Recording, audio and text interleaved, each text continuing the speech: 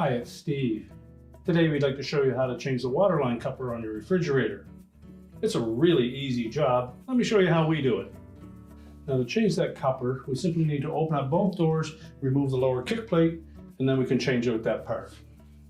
Now with both doors opened up completely, we'll take a putty knife and remove that kick plate. We'll come in about 8 inches from either end. And just pry that back a bit, you'll see a spring clip. Simply depress the spring clip.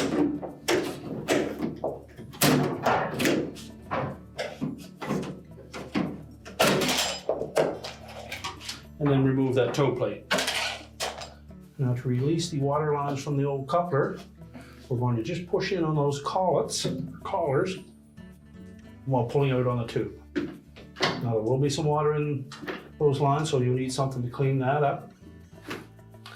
Do the same for the opposite side, and then pull it straight off. Now before we install our new coupler, we'll want to inspect those water lines, make sure that there are no burrs on the edges of them, and if so, you'll need to trim off the excess. So using a sharp knife, we're going to cut the end of that tubing perfectly square. Make sure we cut back of any rib or damage on that old tubing. And we simply need to insert the tubing as far into that coupler as it will go. And then just pull back on it to lock it in place. Do the same on the opposite side.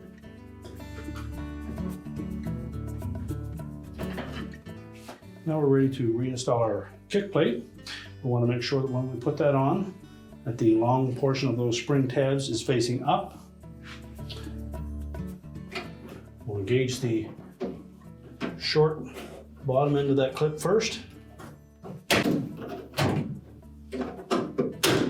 And then just snap it into place. So now we're ready to close that refrigerator up. And our repair is complete.